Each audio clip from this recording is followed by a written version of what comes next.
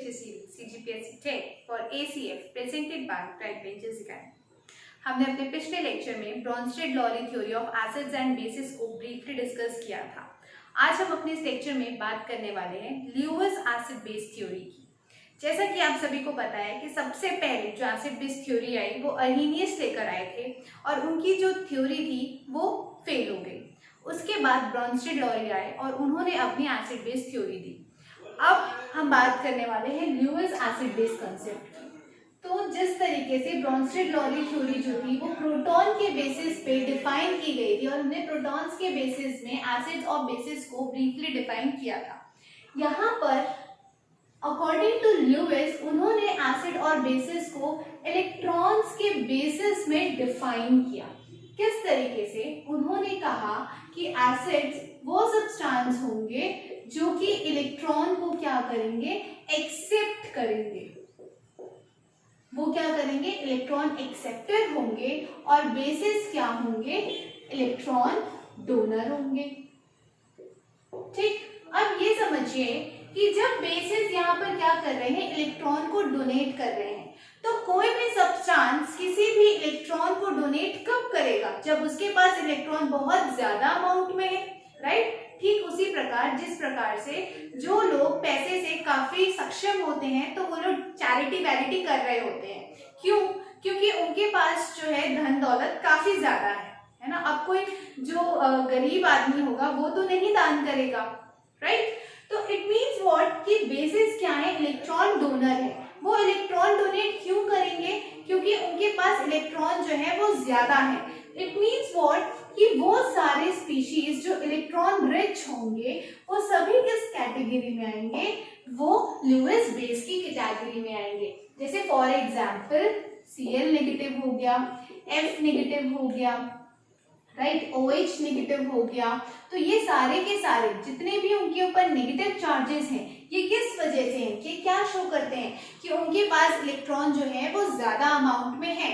It means what कि all anionic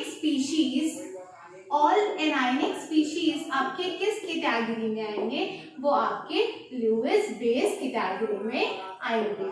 ठीक, अब ये तो हो गई सिंगल एलिमेंट की बात या सिंगल आयन की बात। अब अगर हम on the basis of molecules की बात करें तो वो मॉलिक्यूल्स जिनके पास लोन पेयर प्रेजेंट हो, ऐसे मॉलिक्यूल्स जिनके पास क्या प्रेजेंट हो, lone pair of electron present हो। Now what is the meaning of lone pair? Lone pair का मतलब क्या होता है, वो इलेक्ट्रॉन्स जो कि किसी मॉलिक्यूल में अनयूज्ड है, इसका मतलब जिनका उस इलेक्ट्रॉन का कोई भी इस्तेमाल नहीं हो रहा है। इसका बेस्ट एग्जांपल है अमोनिया। यहाँ पर नाइट्रोजन के पास एक लोन पेयर प्रेजेंट होता है। अब वो लोन पेयर क्यों प्रेजेंट है, चलिए उसको समझते हैं। अगर हम अमोनिया के स्ट्रक्चर को देखें तो नाइट्रोजन का जो एटॉमिक नंबर होता है वो होता है 7। तो इसकी इलेक्ट्रॉनिक कॉन्फ़िगरेशन क्या हो गई, 2 5। इट मीन्स उसके वैलेंस शेल में कितने नंबर ऑफ इलेक्ट्रॉन्स प्रेजेंट है, 5 नंबर ऑफ इलेक्ट्रॉन्स प्रेजेंट है, राइट। तो अब यहाँ पर क्या आ गया हमारा अमोनिया। तो अब वो कितने के साथ मिलकर बॉन्ड बना रहा है, 3 हाइड्रोजन के साथ। तो 1 2 3। अब इन लोग के बीच जो नाइट्रोजन और हाइड्रोजन के बीच जो बॉन्ड बन रही है वो कोवेलेंट बॉन्ड है। कोवेलेंट बॉन्ड का फॉर्मेशन कब होता है, जब sharing of electrons take place होते हैं। इट मींस व्हाट, जैसे देखिए यहाँ पर नाइट्रोजन के पास 1 इलेक्ट्रॉन, 2 इलेक्ट्रॉन, 3 इलेक्ट्रॉन, 4 5, क्योंकि नाइट्रोजन की वैलेंस शेल में कितने नंबर ऑफ इलेक्ट्रॉन्स है, 5 नंबर ऑफ इलेक्ट्रॉन्स है। अब इसको हाइड्रोजन के साथ बॉन्ड बनाना है तो हाइड्रोजन की वैलेंस शेल में कितने इलेक्ट्रॉन्स होते हैं, 1 एंड 1, राइट। तो अब देखिए इन दोनों की म्यूचुअल शेयरिंग होगी और म्यूचुअल शेयरिंग होने की वजह से ये आपस में बॉन्ड का फॉर्मेशन कर लेंगे। और जब भी इलेक्ट्रॉन्स की म्यूचुअल शेयरिंग की वजह से बॉन्ड का फॉर्मेशन होता है, ऐसे बॉन्ड्स को हम क्या कहते हैं, कोवेलेंट बॉन्ड कहते हैं। जब हम आयनिक इक्विलिब्रियम वाला टॉपिक डिस्कस कर रहे थे तो उस पे मैंने आपको आयनिक बॉन्ड के बारे में बताया था। अब आज के हमने अपने इस लेक्चर में कोवेलेंट बॉन्ड को भी समझ लिया, राइट। तो देखिए यहाँ पर क्या हो रहा है, ये एक बॉन्ड, ये एक बॉन्ड, ये एक बॉन्ड का फॉर्मेशन हो गया। बट यहाँ पर देखिए कि ये जो 2 इलेक्ट्रॉन है इनका कोई भी इस्तेमाल नहीं हो रहा है, ये सिर्फ और सिर्फ ऐसे ही प्रेजेंट है नाइट्रोजन के पास, यानी कि ये क्या है, आपके लोन पेयर हैं। ये आपके क्या है, lone pair. It means what, unused electrons, जिनका कोई इस्तेमाल नहीं हो रहा है। बाकी के इलेक्ट्रॉन्स जो हैं वो तो हाइड्रोजन के साथ बॉन्डिंग करने में यूज हो गए, राइट। तो ऐसे इलेक्ट्रॉन्स जिनका कोई इस्तेमाल नहीं हो रहा है, तो उस इलेक्ट्रॉन्स को हम क्या कहते हैं, लोन पेयर कहते हैं। तो वो सारी स्पीशीज जिनके पास लोन पेयर प्रेजेंट है, तो वो भी किस कैटेगरी में आएंगे, लुईस बेस की कैटेगरी में आएंगे। इट मींस व्हाट, कि इसके पास ये जो अनयूज्ड इलेक्ट्रॉन है, तो वो इजीली इलेक्ट्रॉन डोनेट कर सकता है क्योंकि उसका तो कोई इस्तेमाल नहीं हो रहा, राइट। तो ये भी क्या हो गया, आपका लुईस बेस हो गया। सिमिलरली वाटर के पास भी, यहाँ पर ऑक्सीजन के पास भी दो लोन पेयर इलेक्ट्रॉन्स जो हैं वो प्रेजेंट होते हैं। तो ये तो हो गई मॉलिक्यूल्स की बात, ठीक। अब हम बात करते हैं एसिड्स की। तो अकॉर्डिंग टू लुईस एसिड वो कैसे होते हैं, इलेक्ट्रॉन एक्सेप्टर होते हैं। इलेक्ट्रॉन एक्सेप्टर का मतलब क्या हुआ, कि उनके पास क्या है, इलेक्ट्रॉन की कमी है, राइट। इलेक्ट्रॉन की कमी है, तभी तो वो क्या करेंगे, इलेक्ट्रॉन को एक्सेप्ट करेंगे।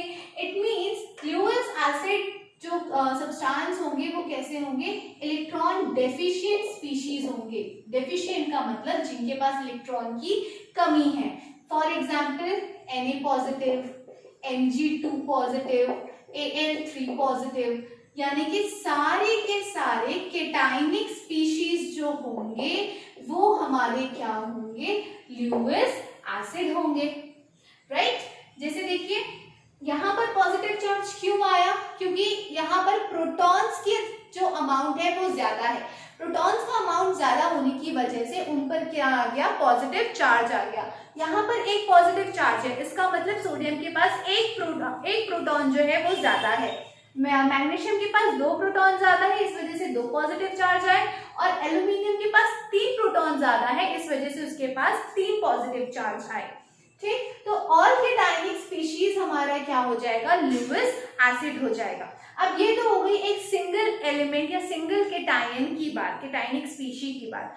अगेन अगर हम मॉलिक्यूलर स्पीशी की बात करें, तो जैसे मॉलिक्यूलर स्पीशीज की बात करें, तो जो भी इलेक्ट्रॉन डेफिशिएंट मॉलिक्यूल होता है, इलेक्ट्रॉन डेफिशिएंट मॉलिक्यूल होता है, मतलब जिनके पास इलेक्ट्रॉन की कमी होती है, वो क्या कहलाते हैं, लुईस एसिड कहलाते हैं। For example boron trifluoride.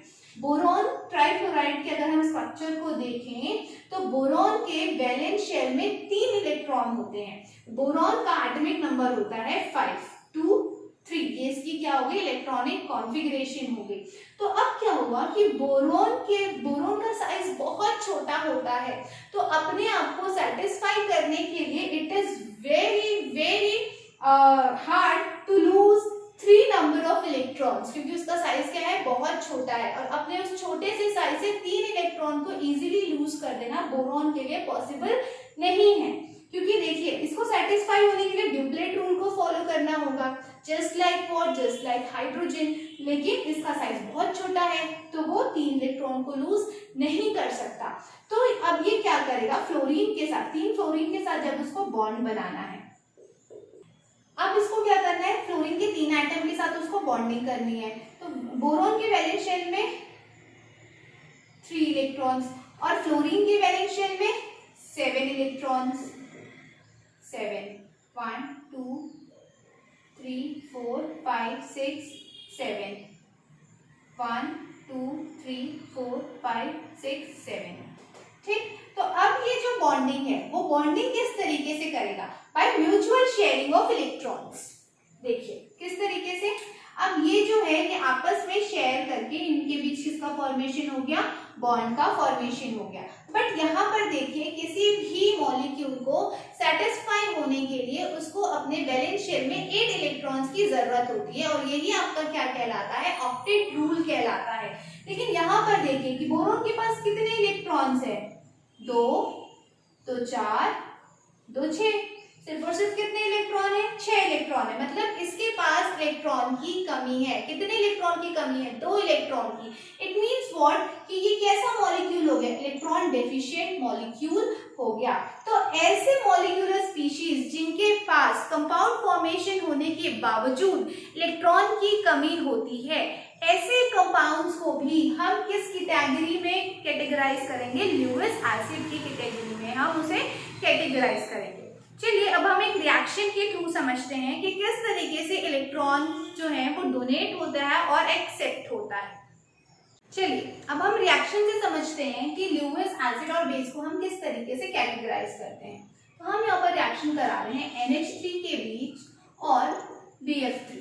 NH3 और BF3 के बीच हम क्या करा रहे हैं? रिएक्शन करा रहे हैं। That means ammonia plus boron trifluoride. अब हमें पता था कि अमोनिया के पास क्या था? Loan pair of electron. वहीं बोरॉन को 2 इलेक्ट्रॉन की जरूरत थी अपने ऑक्टेट रूल को कंप्लीट करने के लिए। इट मींस व्हाट कि it was an electron deficient species and it is electron rich species.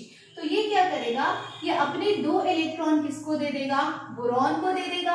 और जैसे ही ये इलेक्ट्रॉन देता है तो ये क्या बन जाएगा? Electron donor. तो ये क्या कहलाएगा? बेस कहलाएगा।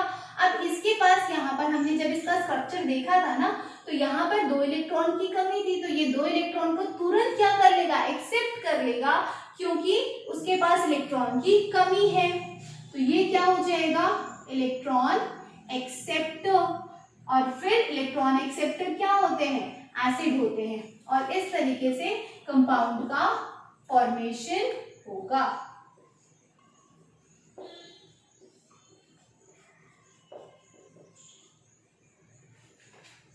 अब यहाँ पर ये जो कंपाउंड बना हुआ है, मैंने यहाँ पर एरो शो किया है। एरो ये शो करता है कि इसने इसको इलेक्ट्रॉन दिया और इसने इलेक्ट्रॉन एक्सेप्ट किया।